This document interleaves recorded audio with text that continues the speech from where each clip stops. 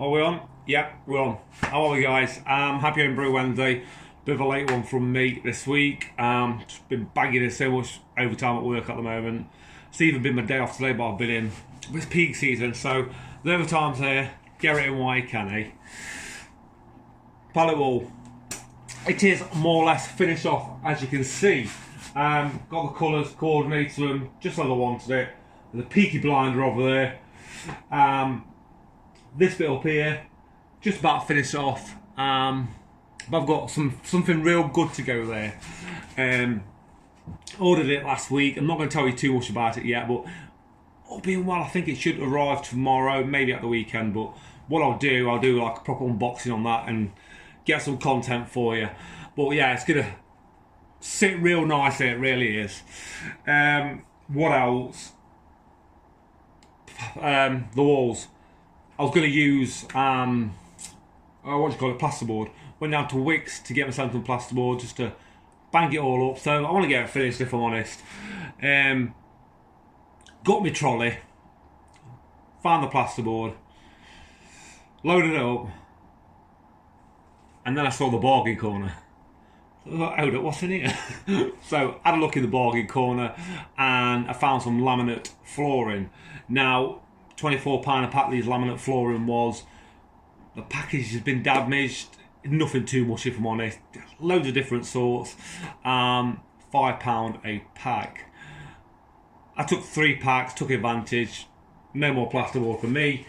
So I got some lovely dark laminate flooring. And with how big they are, you just clip them together, screw them straight onto the lats on the wall, don't you?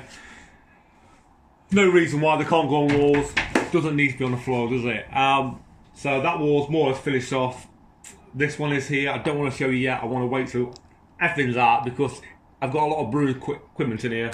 It is a bit of a mess. There's a lot of dust everywhere, sawdust on the floor. We've been cutting them up as well for their cuts. So a couple of weeks' time, this all should be done. Hopefully. Why not, eh? What else? I have some Beermail off Richard Williams, Dude Brews. Week before last, and surprise Beermail, they sent me 3. I've already sampled 2 and they've been absolutely lovely. I've got one more to sample, is Beta Ray, which is a gamma ray clone, I would have thought. So I'm going to save that for a review on here. I'm also going to pair it with another Beermail I've had from Mr. Timmy Jenkins. That man's a god, a beer god, ain't he? He sent me a New England IPA, that was fantastic. And there's another one, which I think is Galaxy and Vic Secret IPA, something like that. So I'm going to sample that alongside the Beta Ray clone. I think I'm going to probably do that next week as well. But I'll get the content up here if you can see it. Showcase some beers because them guys deserve it. They really do. So thank you, you pair. I'm going to be opening that in a minute. That is a Juicy Jane, 6.2%. This is from my mate James. He's not long gone into homebrewing himself. He started off doing kits, as we all done. I think he only did 2, if I'm honest. And then he was like, nah, come on, I'm going all grain. He tried the freshness of my beers, and I think that's what swung him a lot. He hit me up, he wanted to know which was the best all-in-one brew system out there. It's still the grain fathers and stuff like that. The Braumeisters, they are very, very expensive, aren't they? But I said there's a real good one on the market at the moment called the Brevolution, the Beacon, Brewster is it? Their system, I think it's a bit like the Robo Brew, the Ace and all stuff like that. He actually purchased one of them, and then with that you get a kit with it. I think that kit's £35, the Juicy Jane is, off Homebrew Online. And you get it for a penny basically, so he chose that. So basically I've got to get into it. It's my first beer of the day and I can't wait. So I'm going to crack into that and then give you a quick update on some kegs as well. That's what it's all about, James. Little hit, nice bit of smoke. I found this down the side of my bins this morning with hobgoblin glass. I think he chucked them down there last night when I was at work. It has been in the fridge all day, so I might need to give it a bit of an aggressive pour to draw some carbonation on it. As far as I know, it's poured straight off his keg.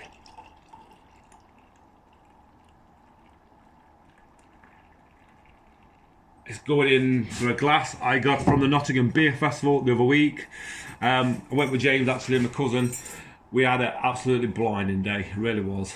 So that's it, guys. As you can see, hold up to the light. It is a Merc bomb. I'm not sure of the style of yeast, what went in there, and whether it was a packet yeast or like a liquid yeast. But it does look like pineapple juice, doesn't it? It really does. It is dark. I think some, is it called oxidation? Oxidation? Oh, you know what I'm about. Yeah, I think some of that may have occurred, but they do occur with these New England IPA style. We all know that. It happens to us all. But yeah, already can smell the nose on it. It's full of Mosaic and Simcoe. I'm positive it is. Is that style? And I know there's Citra in there as well. I think you get around about 200 grams of hops in this. Yes, you sure get a lot. Anyway, cheers, Jim.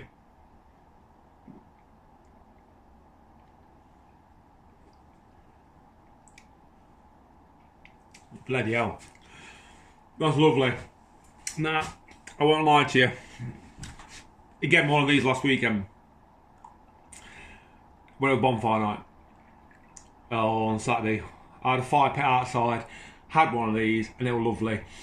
But I didn't appreciate it as much because I was already tanked up. That is like grapefruit juice. I get it straight away, I really do. Very bloody nice, that. Massive Citra and Mosaic, you can real tell. There's no, I don't think the bitterness is real harsh at all.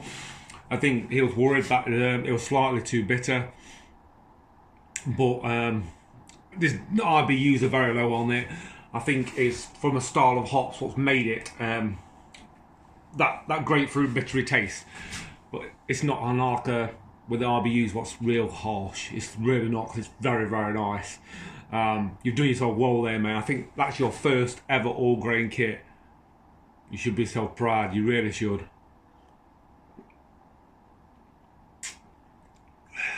Cheers, James. Look forward to trying some more of your ales, mate, and the collaboration brew day we're going to have in a few weeks with your Pliny clone you've got. Bloody hell, you don't mess around, do you, fella? Anyway, guys, one last thing. The Hobgoblin clone I did, it didn't turn out as I wanted it. It was very muddy in the keg. I ain't got a clue what went off, whether some trub or just got stuck, but every pint I poured off was just mud. And I wasn't really happy at all. Not like the Hobgoblin clones I've done before. The taste wasn't all there. I did give it a dry hop with Cascade, and I certainly won't be doing that again. But powered it back, it all went, and then reusing that yeast cake to knock up a Columbus ale, or a Columbus Ruby Ale, single hop Ruby Ale with Columbus, and it had that Cascade yeasty Burton Ale yeast cake on the bottom, basically. But that's turned out very nice, and after I've sunk that, I'm going to sink about 6 pints of that tonight. My missus is cooking a curry, so it should go down well. One last thing. A lad got in touch with me on Instagram last week regarding some kegs. He follows me, he's from Nottingham. He's another homebrewer, obviously. He's got some kegs, wanted to know if I was interested. Had a word with my cousin and the lad who sent me this. They're all up for it, they want to get involved, so I'm going to go and collect them tomorrow. Collecting 4 kegs tomorrow, so I think they're 19 litres. Expand my setup when the kegerator is going to be sitting over there in the new year, all being well, because we're having a kitchen maybe end of next month, I don't know, Christmas time next year, we're having a brand new kitchen, so I can't wait for that. So I'm pinching the double fridge freezer, hops in the bottom, kegerator on top. Yeah, so I'm going to collect them tomorrow anyway. That's it, guys, we're around about 10 minutes. I'll give you an update as soon as I can on my present there, but you're going to love it. I'm positive on this. Cheers.